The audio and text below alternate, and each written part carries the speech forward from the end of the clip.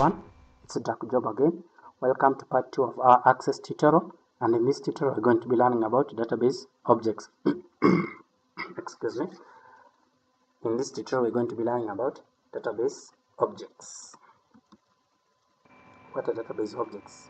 These are items that make up the database as it is, and these are divided into primary and secondary objects.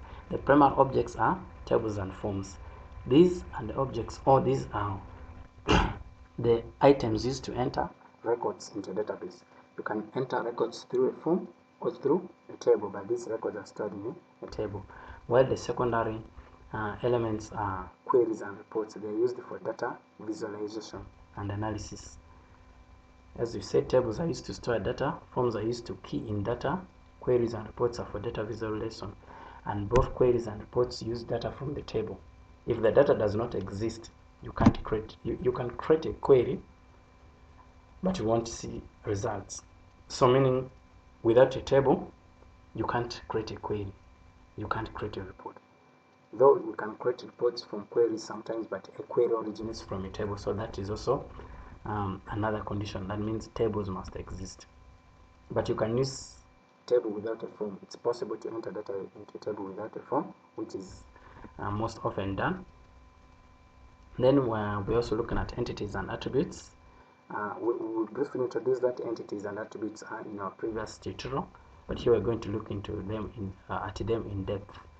We say entities are items or objects we want to store information about.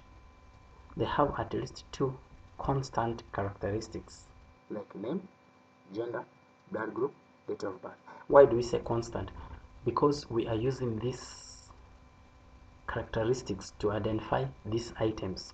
Suppose you identify a human being and you decide to store information about the hair size, the hair color, and the age of the person to identify the person. Well, today you can actually identify this guy correctly, because the hair size may be like 2 inches, the hair color may be like dark, maybe, and then the body color is chocolate. The guy's skin color is chocolate black, okay, and then maybe the guy's age is 20 years.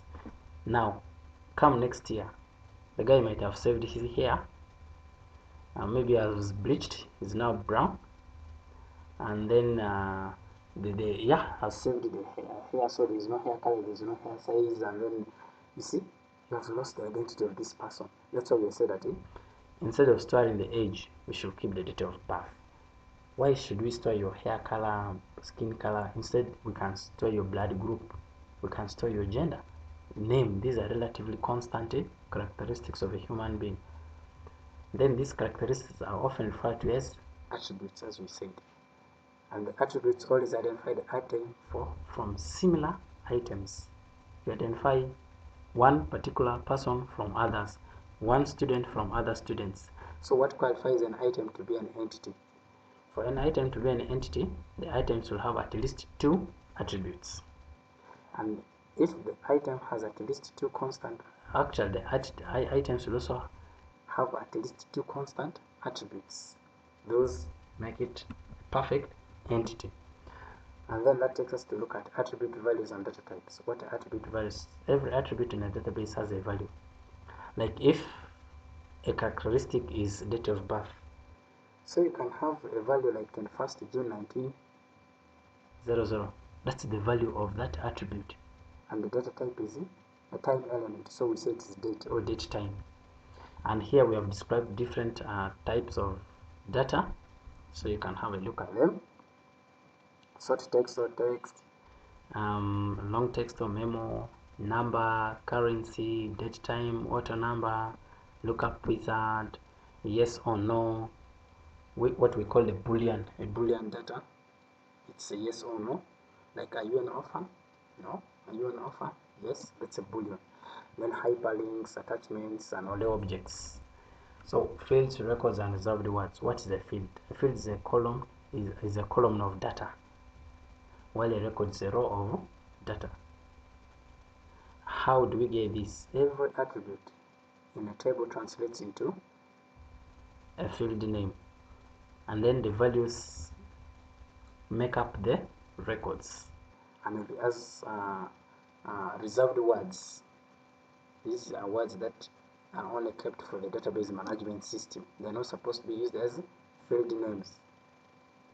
And then every table has, like, if you look at our table below here, this table has 4 fields. These fields are ID, name, date of birth, and gender.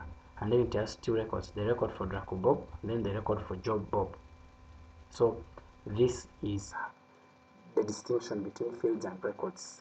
So the records are row of data, while the fields are column of data. Then we also look at keys. We shall look at candidate keys. Candidate keys are actual potential keys. A potential key is a key that a candidate key is a potential key, meaning it can actually be, it actually qualifies to be a primary key. Yeah, we can use it as a primary key. Like staff number, like NSSF number, phone number, registration number, team, those are unique. So when you capture information about a staff, you need to get all this, meaning they are candidate keys. Anytime you can use one as a primary key.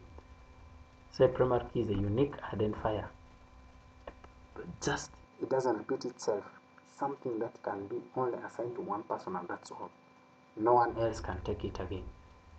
One of that such example is a fingerprint. Everyone's fingerprint is unique. It can't be assigned to another person. So that is a primary key.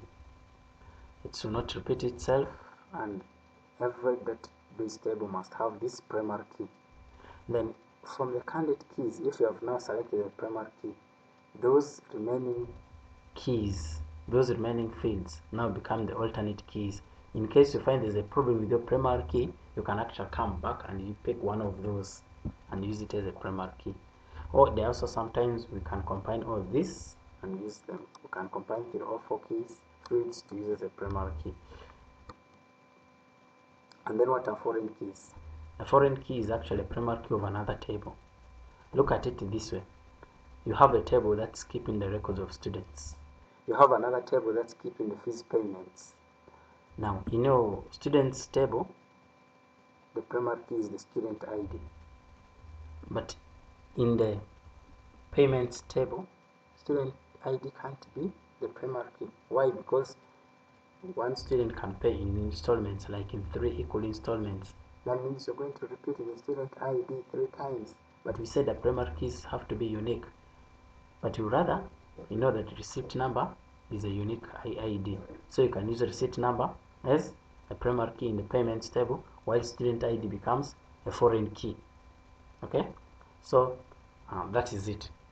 So student ID becomes a foreign key in the payments table when it is actually a primary key in the students table. So that is it. See you in the next video tutorial.